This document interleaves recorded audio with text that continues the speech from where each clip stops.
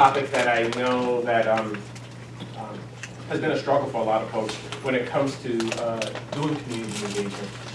And that is working with and communities of color. And for today, I'm really going to be talking about engagement opportunities and challenges. But one of the things I know I talked to Kristen about is that I want this to be interactive. If you have questions, stop me. Okay? If you could think about anything where you don't want to wait to the very end and you think it's pertinent to something that's going on here, and it really helps to shed light on some things going on within the work that you do and it affects everybody, feel free to just bring that up. Okay? So what are the objectives for today? So again, I'm going to provide a historical overview of, and again, just touching briefly on some systemic and structural racist practices that historically have been going on in the U.S. and more importantly, is sort of been modernized and are still happening today. Again, I will also touch on some distrust, particularly when it relates to the work that we do, that makes it even a greater challenge to really try to help the population that we're trying to serve. To gain a better understanding and appreciation for human and social complexity associated in working with and in the community of color.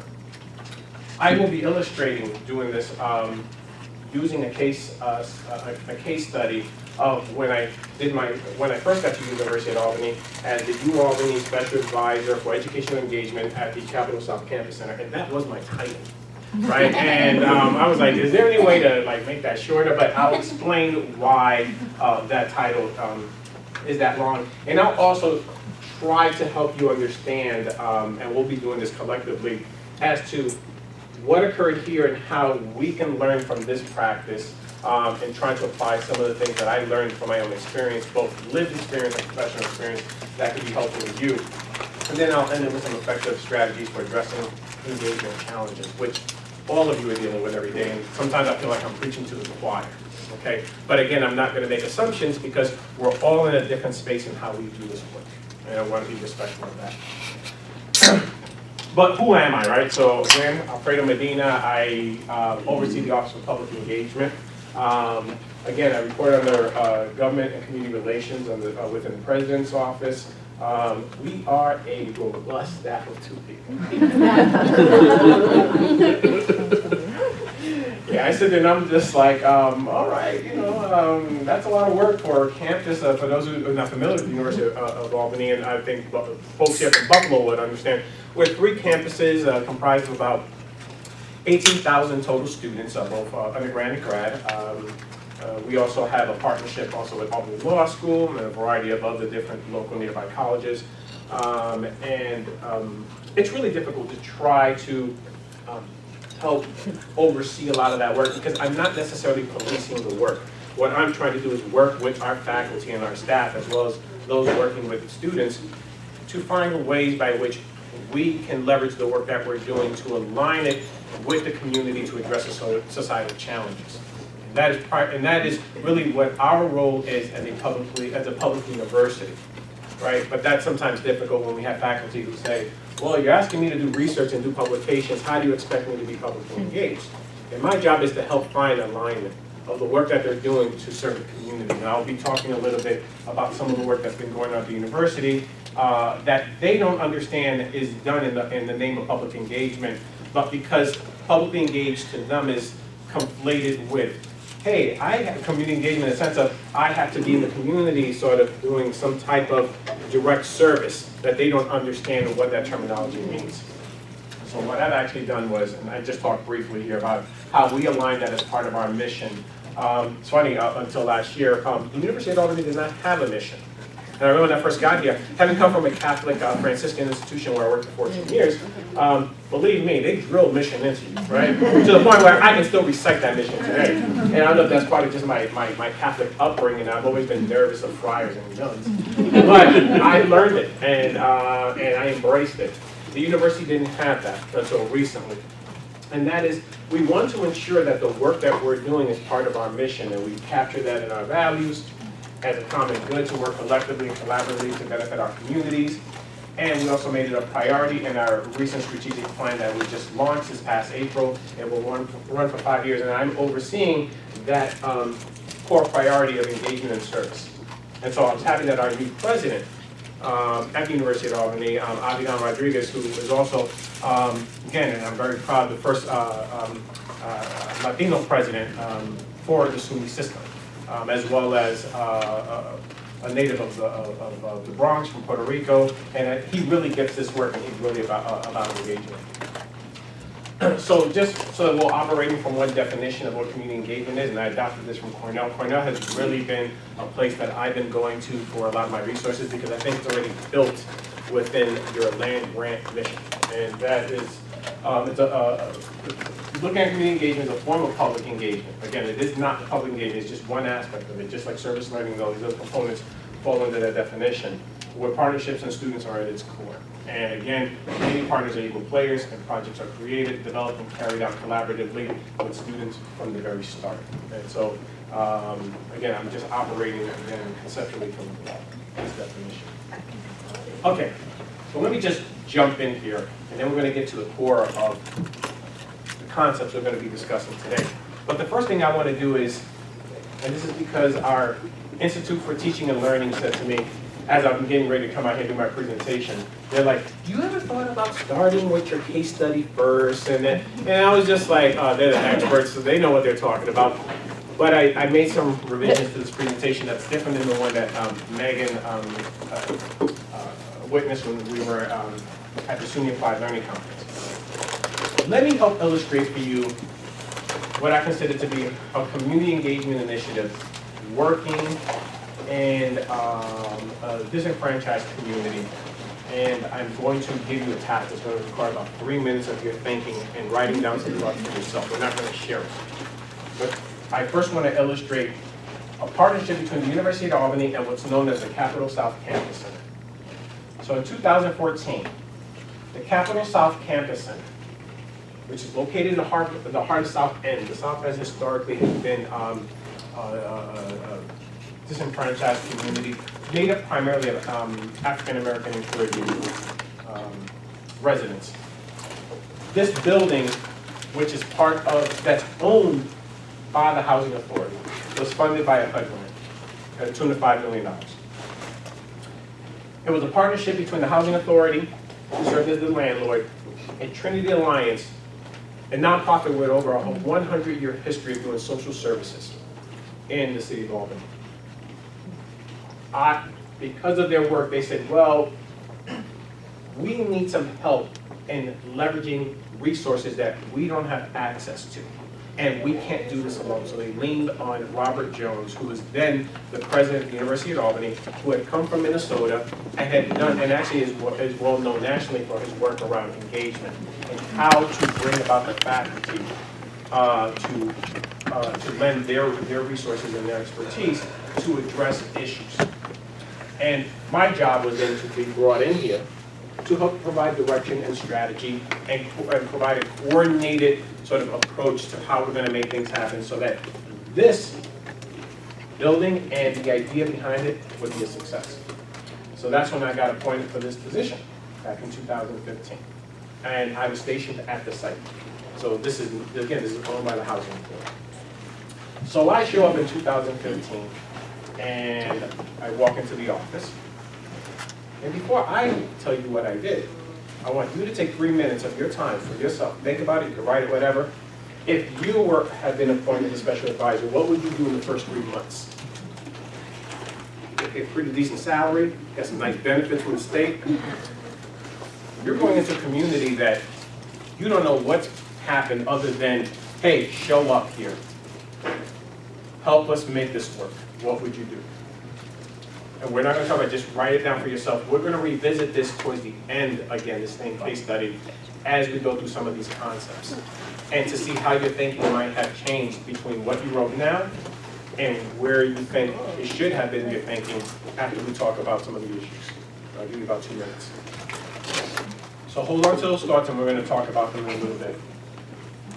But before we jump in quickly, and I want to make this somewhat interactive, right, is let's first talk about systemic racism, right? People hate talking about race. I mean, not us in this room. We got to deal with that every day, right? But just in general, they don't like having that conversation. And believe me, I even hear, I can see people almost like getting nervous when I start bringing up issues of race. But before we touch on that, let's talk a little bit more about what is systemic racism. If you heard that, what's one word that comes to mind when you think systemic racism? Anybody? Black people. Black people? That's two, but that's not. Okay. Black people? Voting. Voting? Disenfranchisement. Disenfranchisement? Unemployment. Unemployment. Criminal justice. I'm sorry? Criminal justice. Criminal justice? Redlining. School. Schools? America. Policy. Policy? Internalized oppression, Say it again? internalized superiority and oppression. Underlying, Say it again? underlying. Policing. Slavery. Genocide. And I'm waiting for that one word that no one wants to put out there. Discrimination.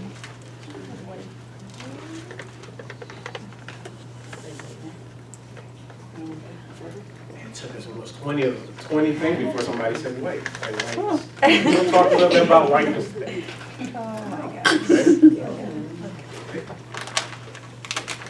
Joe Fagan, respected sociologist, defines it as including a complex array of anti-black practices, someone said black people, the unjustly gained political economic power of whites, the continuing economic and other resources inequalities along racial lines, and the white racist ideologies and attitudes created to maintain and rationalize white privilege and power. By the way, Joe is white.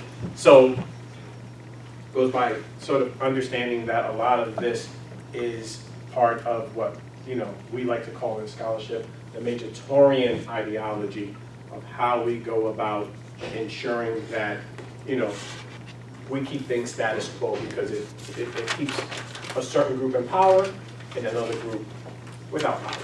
So that's it. I'm sorry, what was that word? Majoritarian. Majoritarian? Yeah. It's our way of just saying white people in control. Right? And this was a theory, but this theory is really more like reality, right? When you think about it. And it's really applied across all people of color. It's not just black people. It's brown people. It's Asians, right?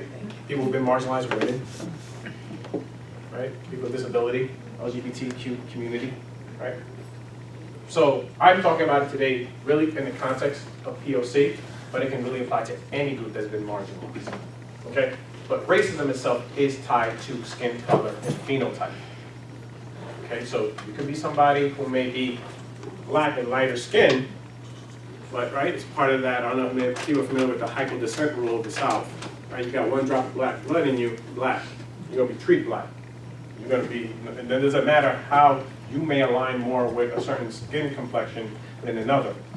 And so again, that really applies to that. But for today, a lot of this is gonna be sort of grounded around the experiences of people of color.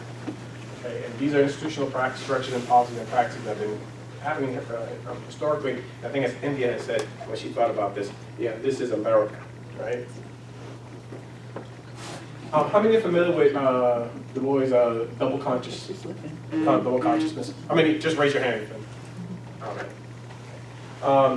Again, he's probably someone between him and Frederick Douglass, I study all their work to try to better understand racial identity in America, particularly, right, for people of color. Because a lot of the work that they were doing, while it was based around the African American experience, a lot of that really translates today for a lot of people of color.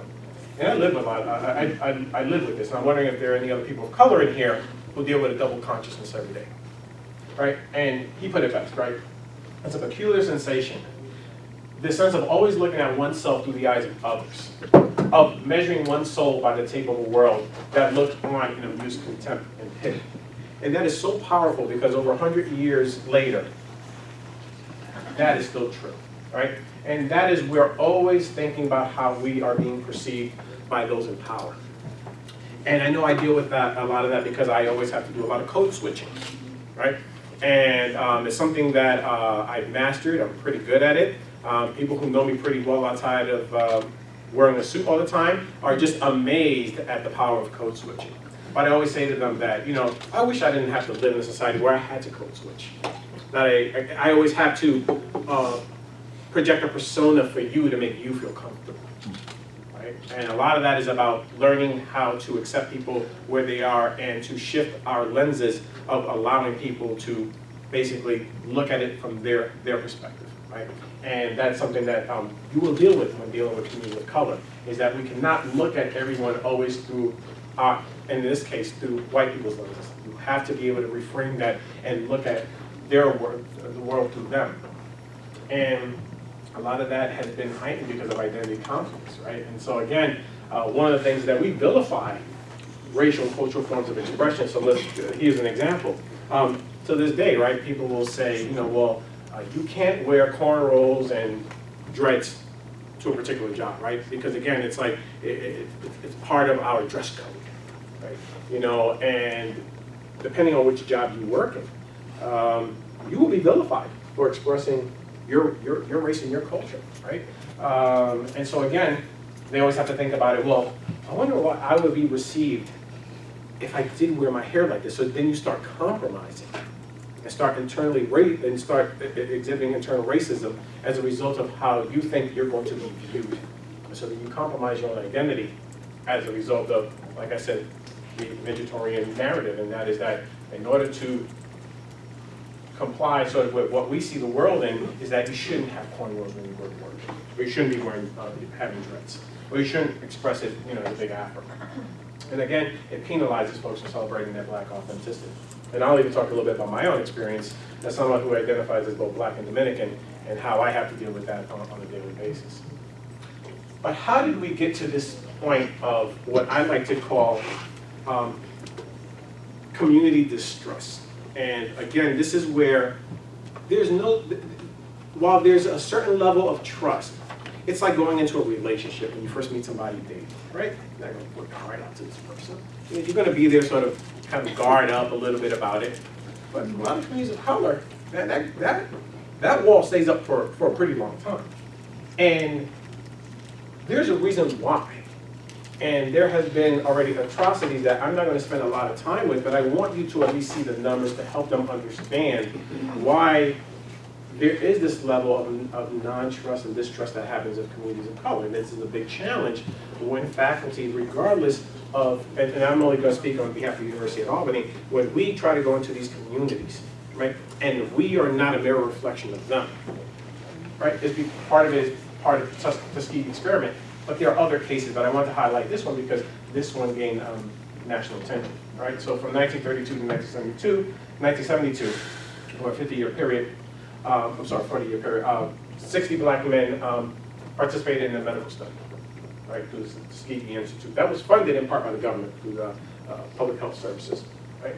And basically it was done under the guise of, we're trying to understand the history of syphilis so that we can provide better treatment to blacks. But in fact, it was really used as a way to inject blacks with syphilis as subjects in order to understand more about what is it like to live with this disease. The problem is that it was all done inhumanely, and blacks should never have been part of this experiment. And because of this case that took almost 40-something years to be deemed unethically, all that happened out of that was that folks who were part of that and their family and offsprings were given free medical insurance. And at the kindness of the U.S. government, they were also given burial insurance. And so this is just by the numbers. So by 1972, 74 of those test subjects were still alive out of the 600. Of the 399 black men that were part of that study, 28 died of syphilis, and 100 of them died from related complications. And then 40 of their wives were also infected, and 19 of their children were also born with congenital syphilis. By 1974, they reached a $10 million out-of-court settlement. And I mean, I know that's 1974, but I can't believe that $10 million was even enough to really rectify the way those lives were destroyed, and how historically that still gets perpetuated today in terms of how it created really this sort of perception that many people still believe today, that many black and brown people are promiscuous, they don't protect safe sex. And again, this is perpetuated in society because, again, it goes back to a time by which people don't understand the history and just make assumptions that this is just part of the norm. And they've normalized it to make people believe that this is just how things work in communities of color. By 1997 is when President Clinton finally issued a public apology on behalf of the nation. As of 2004, and I don't know where we are today, 2018, but the last subject, the last person, I don't even want to call this a subject, the last person was part of that test died in 2004. And today there are about 12,000 offsprings that are still receiving medical and health benefits as a result of that. Okay? So think about it. The Tuskegee experiment continues today in terms of how it's kept alive because of offsprings.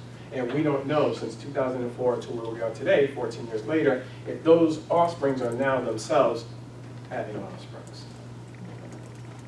All right, so that's the first thing I want to talk about when it comes to distrust, is that there's already a history of it. And I'm going to demonstrate for you how it's being perpetuated in the city of Albany today. But first, let's understand, what do we mean by communities of color? When you think of a community of color, what are you thinking of? Non-white. Non-white. Non-white. Non-white. Okay. Anything else? So you're related to skin color, right? So again, that's a genotype, which you just gave as a response. Anything else? Socially, social politically? So they are comprised of a group of people who share similar racial, cultural, oppressive experiences due to systemic and structural racism. So again, it's not just about our genotype, because I'm a person of color, and I do still experience a lot of this, though class-wise, I'm not in those communities, but I still consider myself a part of that community, because I still have to undergo that every day. So that's how I am reminded of myself that, you know, I may live in a nice neighborhood, and I have all of this, you know, 2-car garage, got a nice car, my kids all went through some very expensive schools, they got degrees and everything, but I'm reminded every day that when I wake up and I go to bed, I am brown. And I have the same fears when I get behind my car, and I drive my car and I go to a stop sign, and I literally, I don't know how many of you other do people of color, I literally count 3 seconds in my head before I proceed. I don't do drive-bys at stop signs. You know, I'm like, they're hiding somewhere, I know that cop car is somewhere. As a matter of fact, I was just sharing with Megan how I just got pulled over last week. I will not lie to you, the minute that light went off, my heart rate, if I had an EKG on, my heart rate went through the roof, because everything was going through my head. So I didn't see it just as a person of color. I thought about the oppressive experience of what that must feel like as a brown person being beaten, and about the trauma that's associated with it, and about all the systemic racism, and all the distress and everything and it all flashes in your head, really, within the 2 seconds that light went on. When we think of communities of color and the ones that we're talking about with the work that we do here, the majority of them do, and we already know this, fall within or below the federally established poverty threshold. But what are some other similarities, right? Is that they all receive a certain level of inferior educational training, they lack resources towards gainful employment, we know about the inadequacies of health and mental service and benefits, many of them are eligible for free or reduced lunch, there's language cultural barriers. I think everyone touches on all these issues here, and which I think is one of the biggest ones here is the unjust criminalization of black and brown youth and adults, and particularly men. And so, let me give you an example of community distress in a community of color. And I just added this to the slide because I'm that kind of person, I'm always thinking of something that I could add value to the presentation. So in August of 2018, in the city of Albany, every year for over the past 15 years, there's always been an organized basketball tournament where they bring in really basketball players, high school age, from throughout the East Coast. And it's held here, and it's held in the city of Albany. And no different than any other year, we're going to have a lot of younger black and brown youth who are going to be congregating around the park, and no different than how I grew up around Harlem at Rutgers Park and watching a lot of these basketball tournaments. They're no different than the way they're held anywhere else. Well, it has already been known that there are times where there are going to be issues that are going to happen. You know, I don't care if they're black, they can be white. You put that many young kids together, something's bound to happen. There's going to be some kind of problem. But again, the city of Albany wanted to have a conversation with the organizers, and the organizers felt that before they could do this, they felt like, well, why do you want to have a talk with us when we organize this event, but you don't do that with every other organization that hosts a similar tournament, whether it be sports related or anything using any of the public parks. But the city of Albany felt like, well, no, it warranted a meeting with you, and before we give you a permit, we need to have a meeting. And the group said, that's unfair. You're just targeting us, but that's not a practice, and where's that written? So they decided not to meet and said, we've been doing this for 15 years, and we're going into our 16th year, and we've always reserved this part for that. The city of Albany wanted to put up a stink about it. And so what happened, they showed up in the morning, the organizers, for the event that they've always hosted, and they were welcomed with a dumpster weighing well over one ton, smack in the center of the basketball court, and you can see here that the basketball rims were also removed. Wow. And the city of Albany said, oh, we forgot to communicate to you that we were going to be doing renovations to the basketball court. So that morning, I remember, it was all through my Facebook, and it was all live, and I'm friends on Facebook with all probably, as many community leaders as there are, they're possible, activists who are streaming this, and we're asking that as many people show up that morning because, one, we're going to move this. And I said, all right guys, I said, I don't want anyone getting hurt now, right? You know, I said, I just had hernia surgery and I want to help. But I am not trying to push a 1 ton, and I think it might have been even more than 1 ton that this thing weighed. And you had to see, they were there, they video recorded this. I mean, it was viral. This is before the graffiti that's on here. So they contacted the city of Albany. The mayor was like, I have no idea what's going on, who made this happen? And they said it was on our part, we failed to communicate to you that we were doing this. Then the police department came out and said, well, we thought that the renovation was going to happen this weekend. And so they went ahead and did this. And they said, well, that's the tactic that you took, that you actually put a dumpster right smack in the middle to do a renovation. So some of our council leaders came out and they demanded immediately that those truck dumpsters be removed. They said, well, we can't get sanitation people there in time. So long story short, they had to move this tournament to a public school that provided them access, and they had well over 1,000 people who showed up for the tournament. They said, oh, we'll get to it tomorrow. Well, 3 days later, it still wasn't removed. Wow. So they came back out and they spray painted the dumpsters. And they said, apologize, we are Albany, take your trash, right? Oh, I put the same one again. I wasn't thinking when I was rushing. There was another one that they put another sign there. And this is when the community started saying, you see, this is why we can't trust working with the city, that they would do something like this.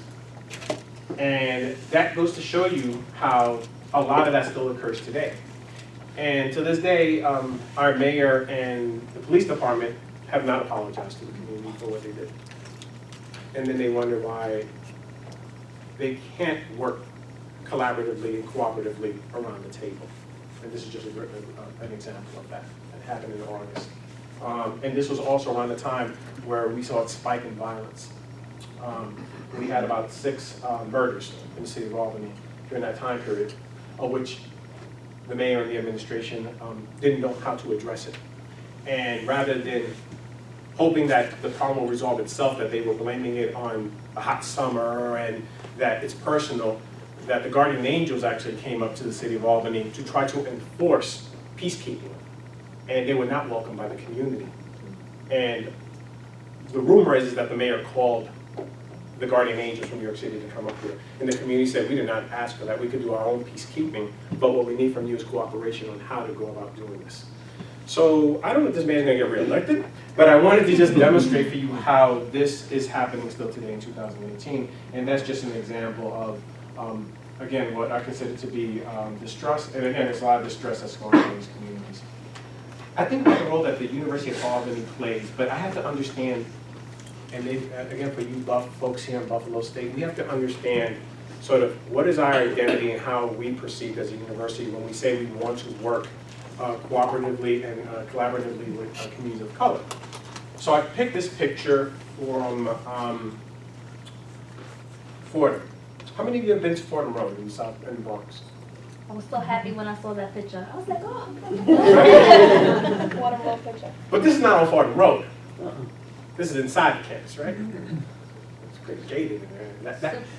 My friends, this is not the Bronx. Mega Right. gates, mega big gates that you are not getting through with a tank. Very inclusive, right? So they're perpetuating this ivory tower, right? Because, hey, they put on their websites, we're in the Bronx off Fordham Road, and their pictures will be celebrating the community. But believe me, they're isolated in this campus. And they'll make sure that residents do not have access to just walk around and do whatever they want in Rose Hill. All right? And so, again, part of the work that Cornell does here, and I think also for the University of Buffalo and Buffalo State, right, is that as public institutions, right, part of our mission is to provide a public benefit, or public good, right? And that is that whatever work we're doing here should really be about the mission that whatever tools we have and resources should be going back into the community, and we should be working sort of together, similar to sort of the Morrell Act and what sort of he envisioned when he was when he sort of designed the passage of the creation of land-grant institutions, right? Another problem that we have, and is the challenge in working with communities of color, is that I know I can only speak at the University of Albany. I don't know about Buffalo State, or even Albany, or even Buffalo Law School. Is that the faculty and staff definitely are not reflective of the communities that they work in. So at the University of Albany, they're not even reflective of the student body. Our student body at the University of Albany, I think, is the most diverse of the university centers, with more than 40% of our students receiving Pell support. And I would say close to 50%. I think we're about 51% will be defined as diverse. And I usually hate using that term because diverse is something completely different. I just like to call it what it is. They're black and brown and yellow, pretty much. 51% at the University of Albany. Again, which means they're the minority majority. But the faculty and staff are not reflective of that. And yet, those are the same folks that we're asking for them to work in these communities, and many of them have not really sort of checked with themselves regarding their implicit biases and their own identities, and how they're, in this issue of double consciousness, of how they see the communities through their lenses, right? And we've had some incidents and where faculty and students, pretty naivete, right? I mean, again, they're ignorant. I wouldn't call them racist about some of the things they do, but they do go into communities and they don't understand who they're working with. They treat everyone sort of monolithically, and that is, when you're black and brown, we all have the same experience, right? And not aware that things that they're saying are pretty insensitive, and part of that is the implicit biases. So that's a challenge that we have at universities. And I've always talked to them about that. You have to understand context. You have to contextualize everything. And I think for all the work that we do in here, I would assume that many of us contextualize everything we do. You can't take it at face value, right? It's not binary. It can't be, hey, on face value, that's what it is, that there's context to it.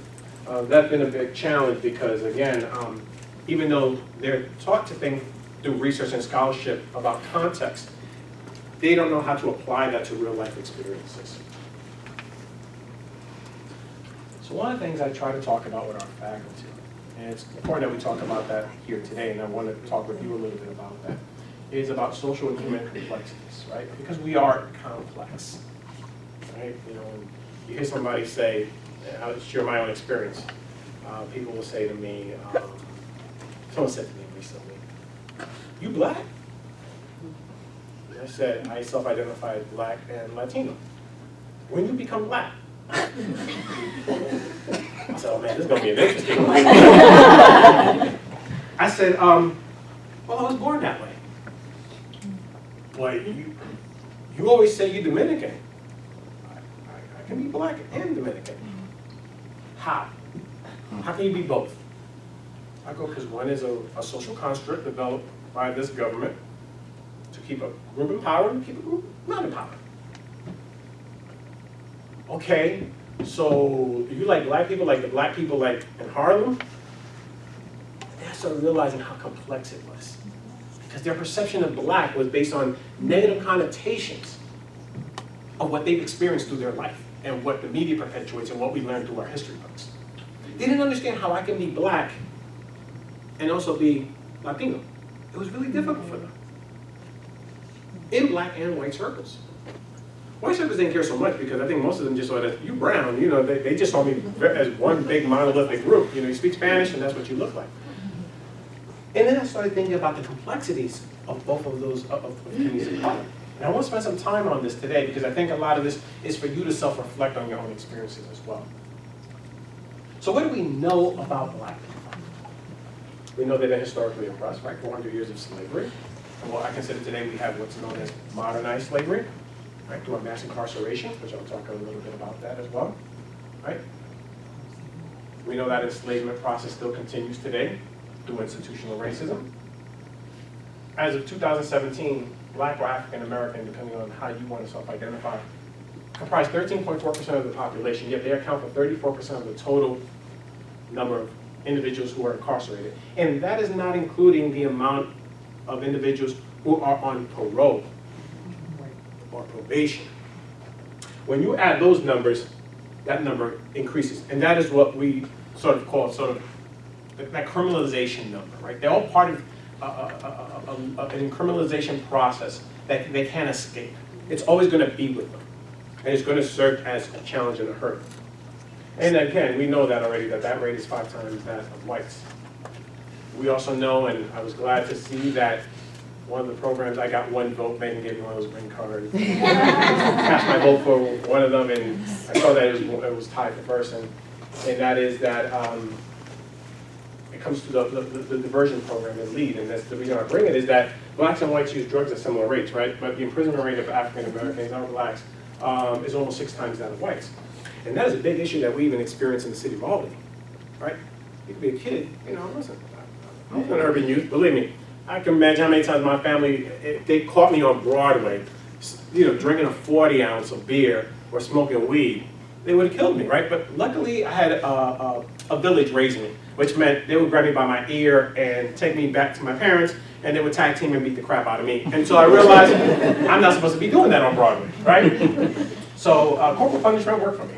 But what they were doing is, that was their diversion program, right? That was their diversion, was, you know, we're going to take care of you, Alfredo, because we can't have you fall into the system, because the reality is, if I got caught there just even smoking marijuana, I would be criminalized already. They would find a way to make that into a felony. They would add other charges. I would be put in a jail system where then I get into a situation, whether it be correction officers or with other inmates, that would then elevate my charges. And next thing you know, you've already been criminalized and made a felon by the time you're 15 years of age. And your life has already, basically, you already know this is going to be your life. That your life has already been destined for you, that this is the life you're going to live for the remainder as long as you're on this earth. And there's a lot of negative connotation associated with black, and I just used sort of my own experience. And one of the things that I know, I briefly spoke with, what was her name again? Megan, the lady from the prison. Karima, I mean. Right, and we talked about it. She mentioned it, and I said, it's funny, I'm going to be talking about that. She goes, we need to start talking more about what are our assets, what are our contributions, because everyone thinks about everything as deficit. Everything's a deficit with community of color. And part of that challenge is that we need to start thinking about what are the contributions that they're bringing when we think about immigration, and we think about people re-entering society, and what ways are they contributing back as opposed to taking away. Anybody familiar with the new Jim Crow book? You're in here? I love this book, right? It's by Michelle Alexander. Boy, it's powerful. I recommend anybody who hasn't picked it up to read this one, right? I'm not going to read, but basically what she's saying in this long quote here is that basically mass incarceration today means blackness in America. Black people, especially black men, are perceived as criminals, and that is what it's meant to be like. Then it all makes sense when people keep saying to me, well, I don't understand. Why would you want to go around saying that you're black? That was what they were getting at. Why do you want to associate with being black? And they couldn't understand that that's part of my own African ancestry, right? Being Dominican, you know, thinking about all the genocide that took place in Hispaniola, thinking about the genocide of the indigenous people, thinking about the enslavement of individuals who had no choice to be brought from Africa and dumped into the New World. And that's where my roots come from. Those are my ancestors, that's my family. And their thing is, okay, we get that, but should you be saying it out loud? I said, yeah, I said, probably, I'm black. That is a complexity that I'm going to talk a little bit more about here, because you need to understand Latinx. And I'm starting to use this term now because millennials, and particularly my daughters, they're like, Dad, you're doing your dissertation, you got to be gender inclusive. You always talk about LGBTQ. And so I'm proud, right? Because I'm sitting there listening to them, and I'm like, man, I raised them well. If you have that proud moment, I raised my children in a way where they understand these complexities. And because of them, I said, you know what, guys? I'm a traditionalist, and I like to use Latino, Latina. But you're right, I have to make space for the LGBT community. And so I started using Latinx. Hell, I used to be calling it Latinx, and they were like, no, Fred, it's Latinx. And I was like, well, I had an S, and I want to be plural, so I'm learning all this, right? So if anybody knows singular without the S, plural with the S, anything I can help you guys in using that terminology. But we need to understand Latinx in the US. How many of you actually work with Latinx in your work? Where do they come from? Countries. Puerto Rico. Puerto Rican? Yeah. Here in Buffalo, mostly Puerto Rico. Puerto Rican. And let's be honest, Puerto Ricans are Americans. Yeah. Right? Again, I don't know if our current government understands that, but we're Americans, right? However, culturally, right, they're a little bit different in the sense of that they have a lot of Puerto Rican pride.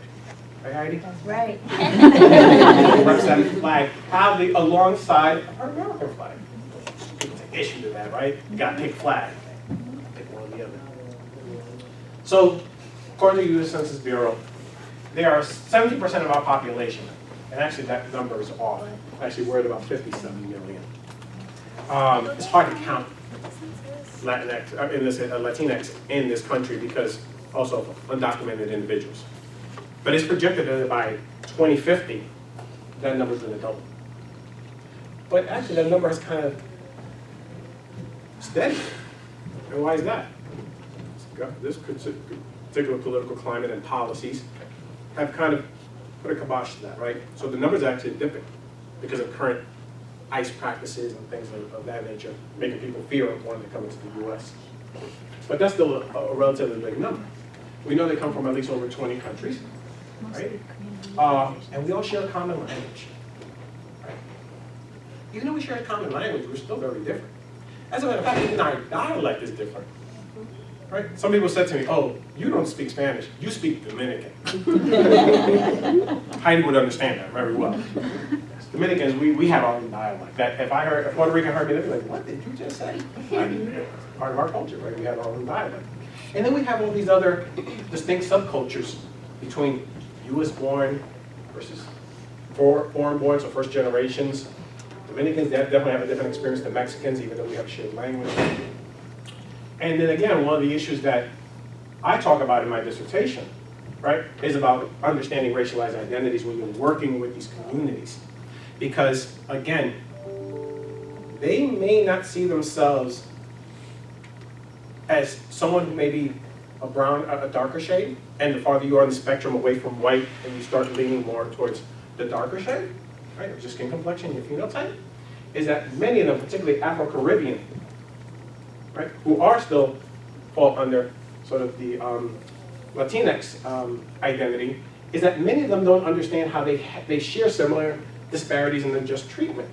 Because to them, well, in our country, if you think about the Dominican Republic and Puerto Rico, the way social stratification occurs in those countries, and particularly with race stratification, it is based on social status and basically your skin complexion. And so that means we don't have like black, white, Asian. It's based on your complexion. But it still carries the same impact in terms of the lighter you are, the more opportunities you get, the darker you are, the less that you get. So much so that when it comes to trying to understand them, when they get to America, and it's funny because I have uncles of mine that if you just saw them in the street and they didn't open their mouth, you would think, oh, that's a black man right there. And they'll be like, in Spanish, yo soy moreno. I'm not black. I'm like, what are you? I'm Dominican. I go, yeah, but your skin color. Oh, I'm just a darker Indian. And I'll say, oh, that's interesting. Because in America, the police don't know you as being a darker Indian. You're going to be treated like any other black individual. and you will be subjected to the same oppressive practices. And then when it happens in this country, they don't understand why. That's not happening in my country. Why is it happening in America? Because, again, when we're dealing with this population, we need to take into consideration their racialized identities and to help them understand when they're doing things, you know, and they're seeking services or, right, that these are some of the things you're going to have to encounter. And if we don't tell them, you're going to then continuously treat them as if we're one big monolithic group of Latinos that all speak one language. I have an interesting anecdote to add to that. For years, I worked as a live-in nanny, and I worked for a black family from England. Right. And there were a lot of assumptions that I made about us because they were black. And there was a lot of for them, there was a lot of disconnect between the two of us because I was American. American. You're just American, you know. I have friends of mine from Jamaica. So again, this is talking about the complexities of understanding people from Caribbean islands, right? Oh, believe me, don't confuse them with Yankees. Being from America, we're not black like we are in Black America. As a matter of fact, they can't even relate to the black experience. But yet, you know, typically, they're black. But they're like, no, I'm Jamaican. I'm proud of my Jamaican heritage. And I know that that's black. But when we're dealing with communities of color, we need to understand that it's not just black and brown. We got to get deeper in there to understand more about their realities and about their own cultural experiences and identities. But let me ask you this, how many of us deal with that within our own identities? Just in the interest, how do some people self-identify in this room?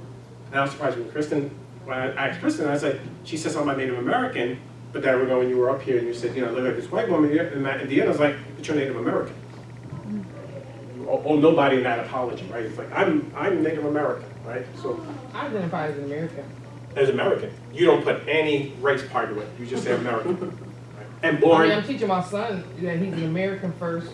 I'm trying to, you know, visually make sure there's American flags around the house and things of that nature.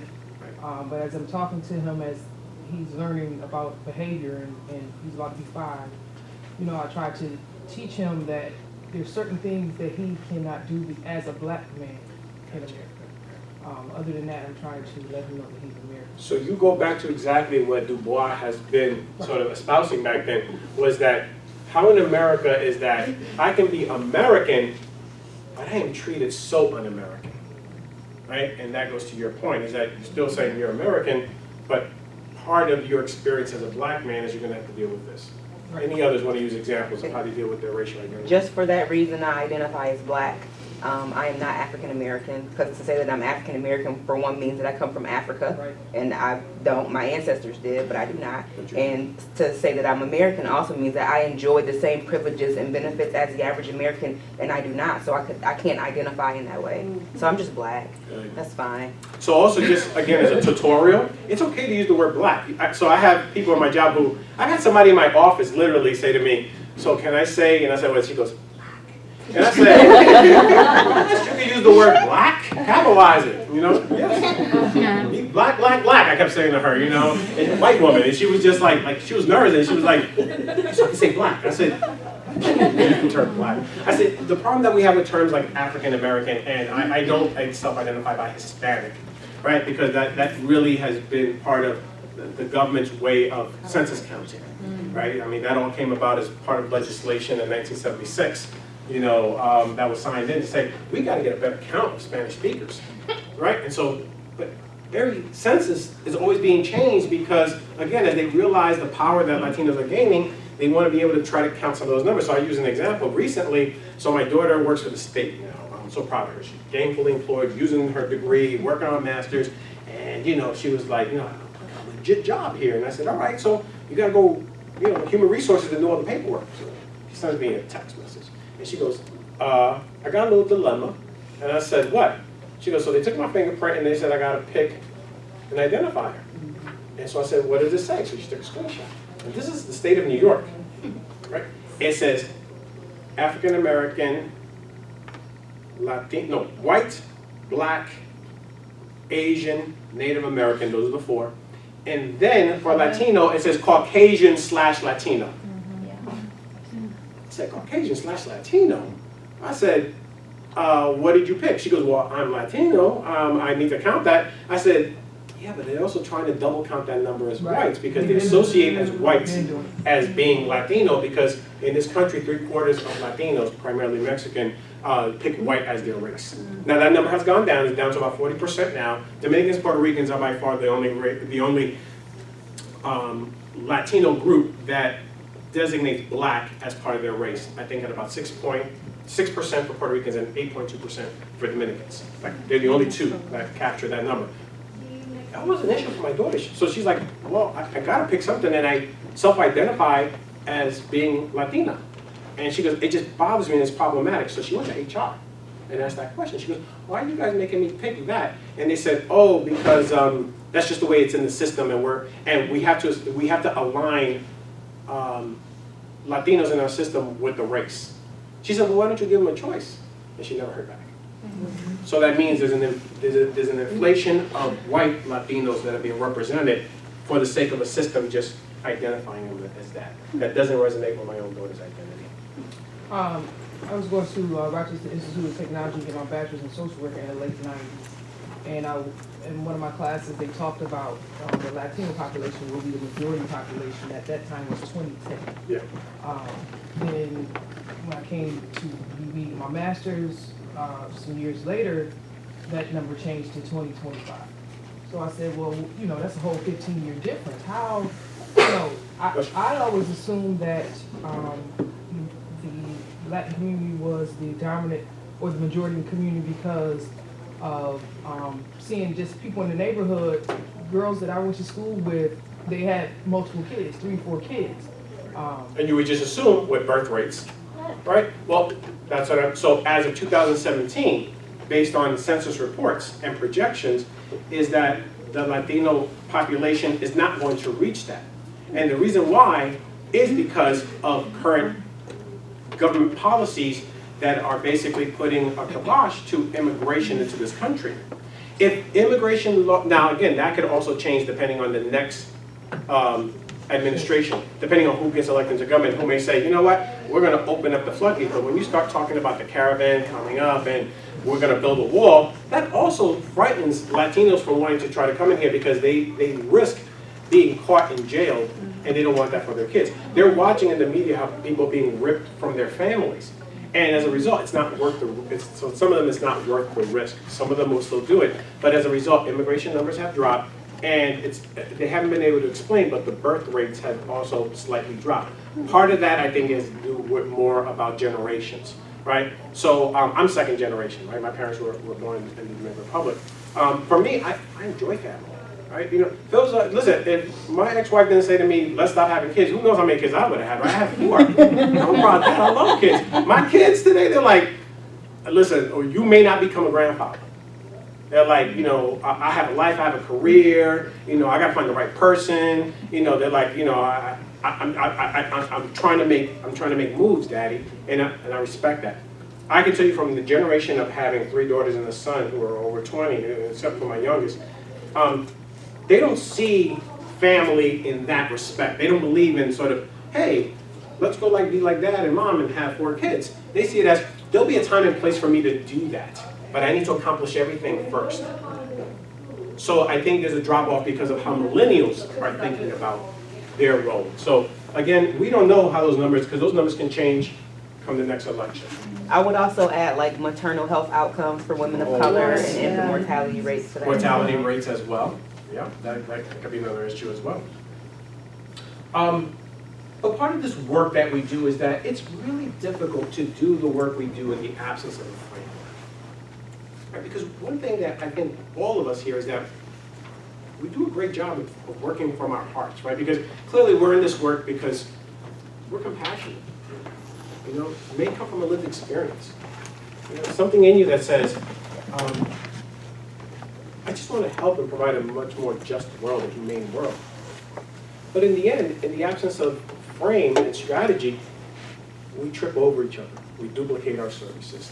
We continue to kind of the hamster analogy of sort of running in place. And we don't really move the needle in terms of getting them out of poverty or increasing graduation rates or dropping the dropout rate in high school, right? Because without understanding what theories out there help guide our work, we continue to do great work, but we could be doing so much more if we could find a way to empower communities, to give them what they need to do the job that you would think, hey, we're doing this, but man, just imagine if our communities had everything that we had, and they can do it themselves, right? And so I want to use this framework of research justice, which is, supported and created through the Coalition of Communities of Color. They're actually based out of Portland, Oregon. So they basically are an alliance. I would say, they kind of espouse a lot of what PPG does, right? They're kind of like the PPG of Oregon, but their focus is around addressing culturally specific community-based organizations that are touching on these communities, right? And they do the same things that you probably guys are all doing in the city of Buffalo, right? But in order to do all that work, they ground theirs around research. And so they have what's known as the Research Justice Center, and that's their research arm. And they do that consultatively with the communities that they're serving. And I really enjoyed looking at this framework because it's the things that I always talk about, but sometimes I don't want people to say, well, Alfredo said that. Listen, thanks, I like that credit, but really, it's not Alfredo's work. It is all of our work, and it's all grounded in theory. So when you're going to give that credit, don't give it to me, because guess what? I know that somebody out there is taking what I said and adding strategy and theory to it in a way that helps to sort of have greater impact. So this is their framework, right? And a lot of it is about understanding why are things where they are, right? Because we could tell people in terms of why we could go to any group and say, graduation rates are down, we're not getting enough people graduating with bachelors who are Latino or black, right? And the thing is that people empower the holders of that information. So they have this sort of Venn diagram where they have 3 principles. And in the middle, it's about decolonizing the data. Right? It's taking that data and giving it back, rightfully, to the people who have to live with that problem and actually are the ones who are going to solve their problems. Right? I've always been that problem. Like when I would go home to my parents and I'd be like, this happened to me, or this happened, and they'll be like, and what do you want us to do? They're like, you created this problem, go solve it. We're not going to always bail you out.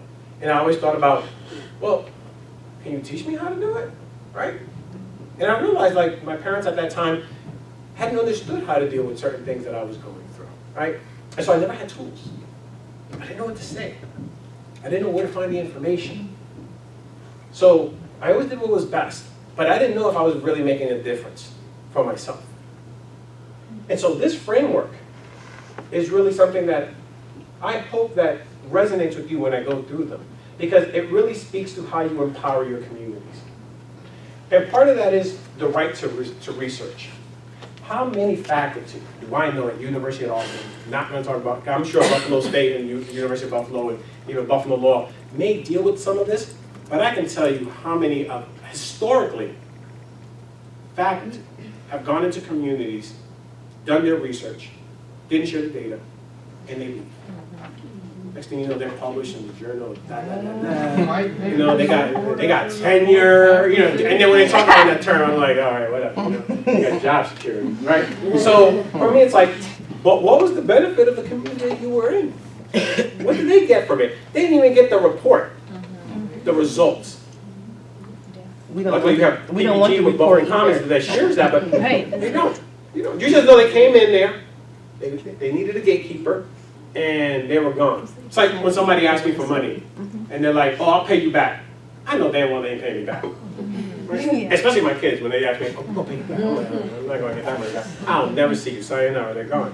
All faculty are the same way, right? And they come in and do a lot of this. And that has been going on historically. Things are better today. But communities of color have the right to those tools, right? In ways that can systematically increase their stock of knowledge. This all goes back to human capital theory, right?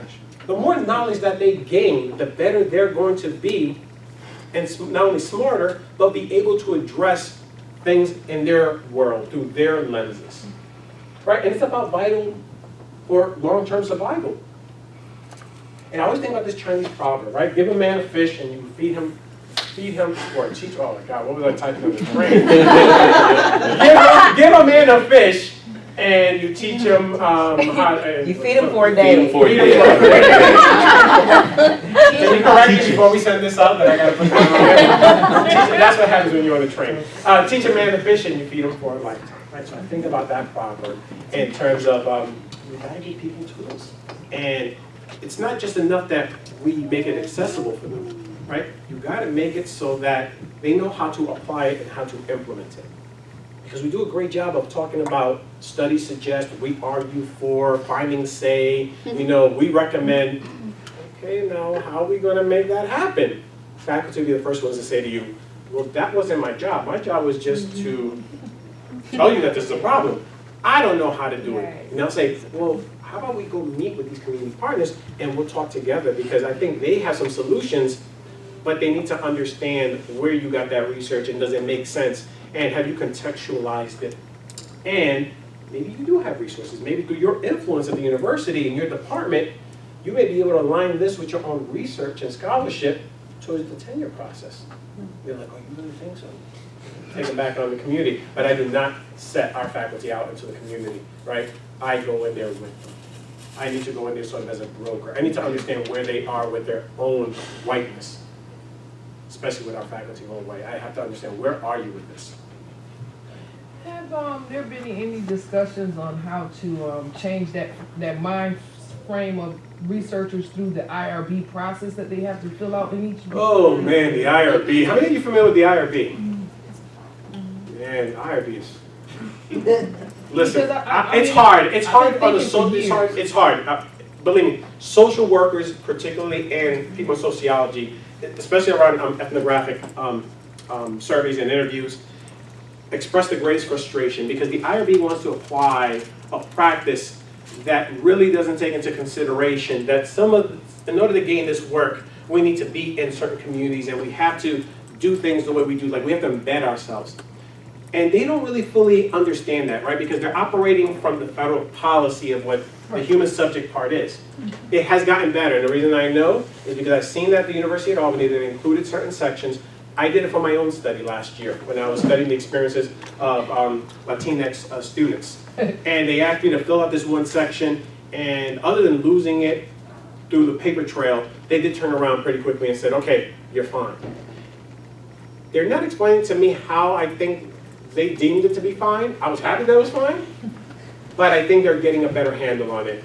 But the more that people educate the IRB about how you have to understand the kind of work we're doing in these communities, they're going to continue to apply the same federal policies. And they're going to be subjected to those policies because then they'll be penalized. And then the institution is the one who ends up in trouble.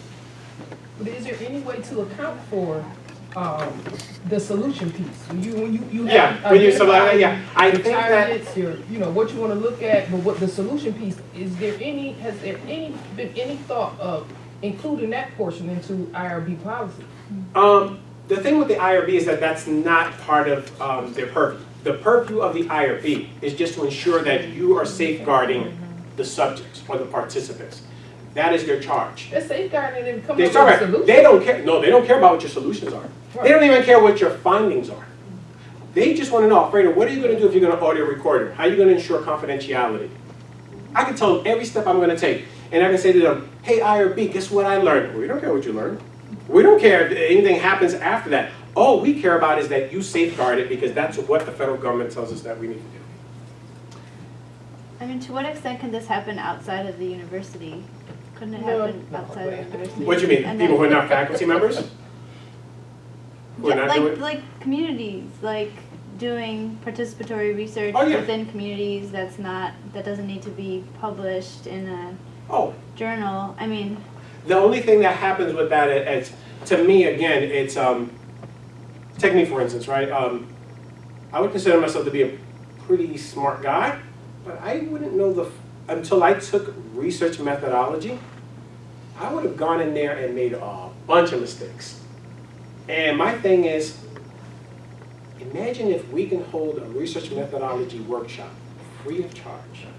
Right? And if you live at the University of Albany, they're like, free? And you know, it's like, yeah, free, and we feed them.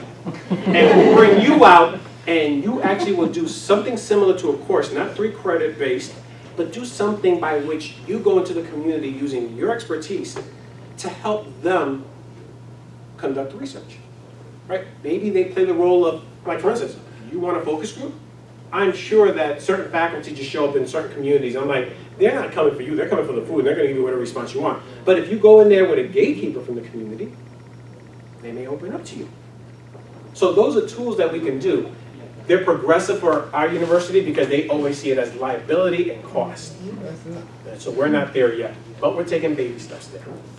The second one is right to be heard. Right? We talked about this. I love the fact that throughout the presentation this morning with PPG, I kept hearing voice. We got to hear their stories. Right? Because a lot of things we do is quantitatively. We're quick to tell you number-wise where we are. But without their voice, we don't understand how we're going to address that issue. So they have the right to be heard as part of this framework in both the planning and decision-making process. And it's respecting your lived experience. We may not understand it. And I know I used this example yesterday when I was having dinner with some of the folks here. I see Wynn, she was actually there too, where I talked about my own lived experience of growing up in a household where I had 4 brothers, a sister from 3 different women, yet my father was married to my mother. Right? In America, it's seen as, that's weird. That's different. Oh, I thought that was Rolling Stones. Thank you. My father was a womanizer. Clearly, he didn't understand protection. He was just all over the place, creating children. But I had to live with that reality. These were still my siblings. Right? But I couldn't talk about it. I was almost embarrassed about it. Because I felt that there could have been a way that could have been addressed growing up.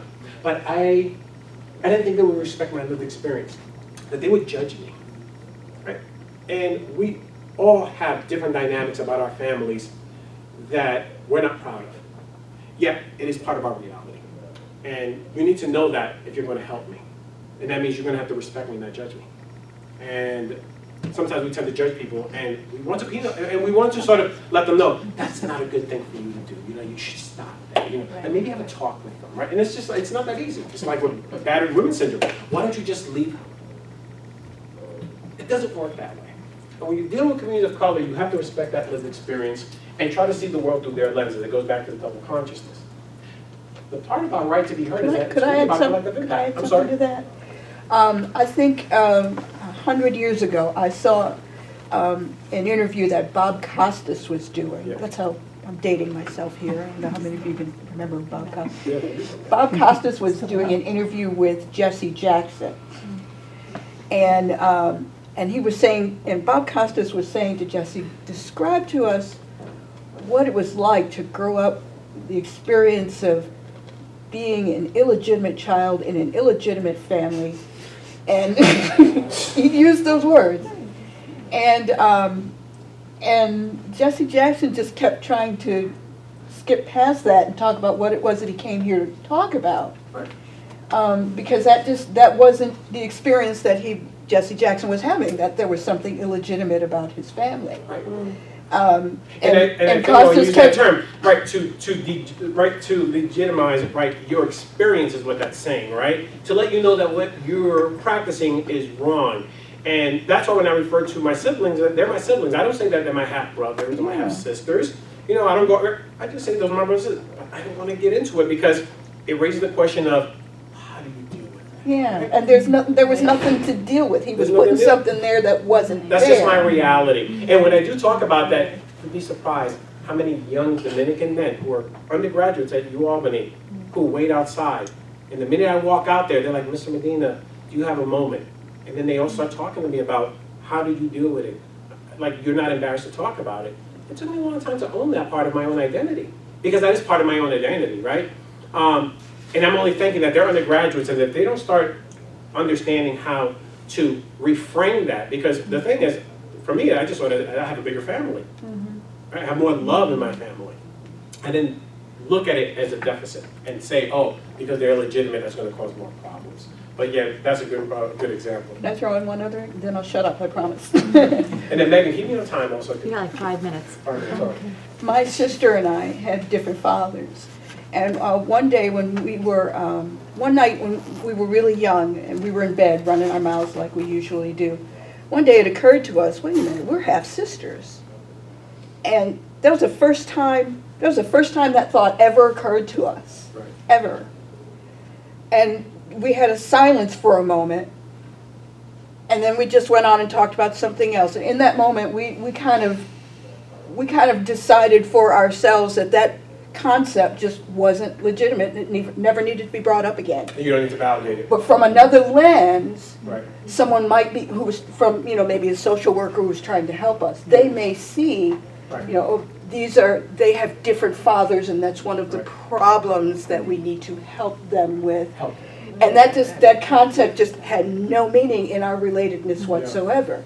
But this person would truly be coming from a perspective of, I want to help them, Yeah. and here's what I need to do to help them. When they know how to deal with their own issues. Well, and then we put it into policy, right? Yeah, we're talking exactly. about That's what I'm welfare talking and, about. like the welfare queens who just have all these babies by all these different men. Exactly. And now we have to change our policy and give them less support. Right. Right, like as if it's They're living off the system. as and if it's they're- a moral failing. Exactly. And that had no meaning, that Right. concept of half-sister had Right. no meaning whatsoever in our lives. What I'm going to do, only to honor the time and respect your time where you need to go, I'm going to speak to a couple of this, but I'm sticking around. If you guys had questions or want to talk about some other things, just to honor people's time here who need to run off to another meeting, because I could talk about this forever. But quickly, for right to know, having access to the information that's beyond their reach, removing barriers and mitigating challenges, right? That's policy, you mentioned it, technical jargon, cost, transportation to get to things in order for them to know the information. Again, how do you decolonize data? Contextualize it. Who's reporting it? Is it factual? Who's sharing it? Right? I love that. Sharing is caring. And keeping your lines of communication open and being as transparent as possible. Let's go back to the case study real quick. Let me get from you, what would you have done in the first 3 months? Walked around the neighborhood. Community forums. Okay. Right, okay. Go around the neighborhood, how would you get around the neighborhood? Walk, Walk. whoever shows up. All right. I would go to a lot of community events.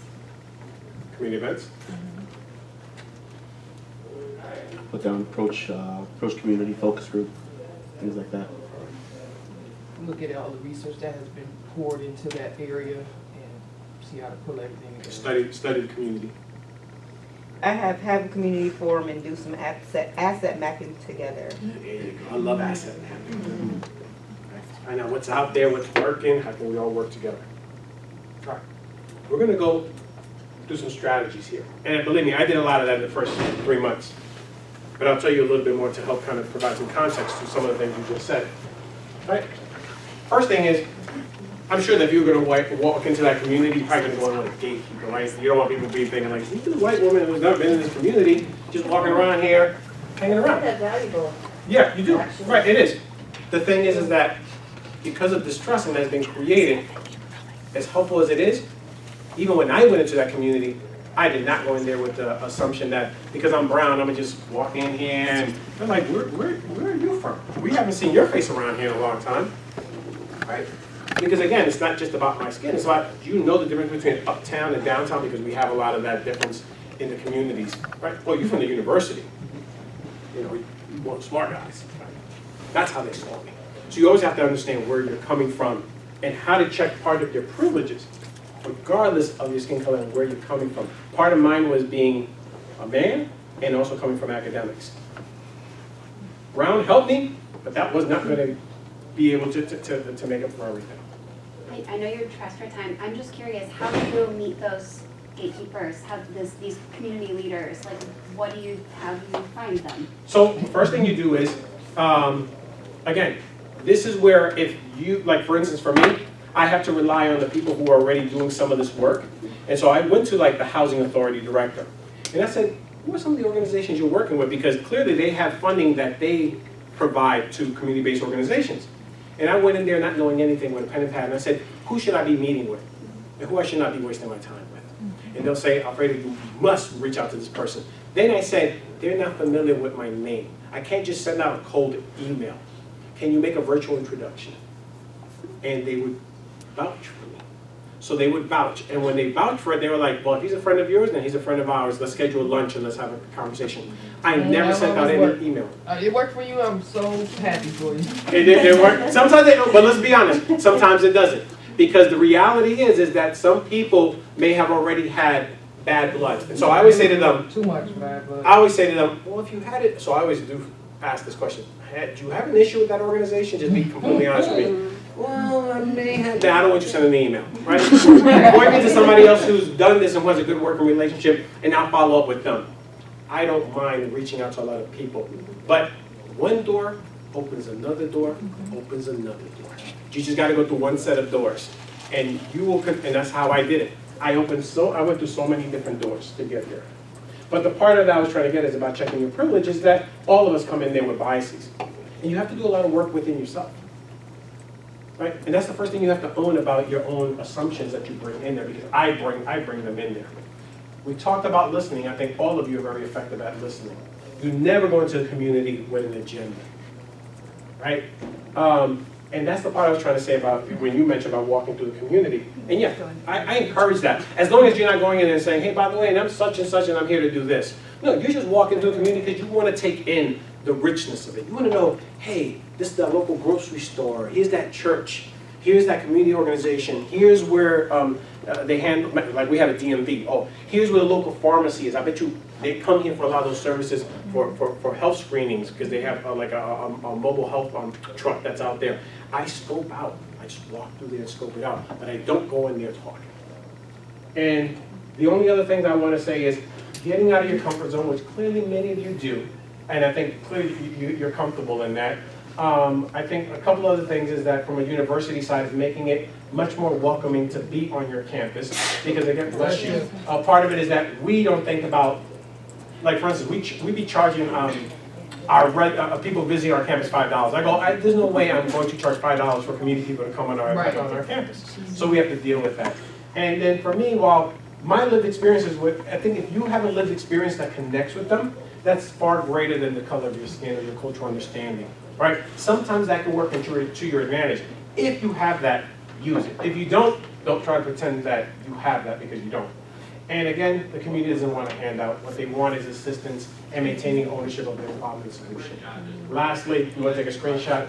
I am more than happy to answer emails, any questions that you may have, anything that you would want to ask me or have a conversation about, I'm more than happy to do that. I will also be sharing this PowerPoint presentation with Megan after I clean up that spelling. All right? Thank you, guys.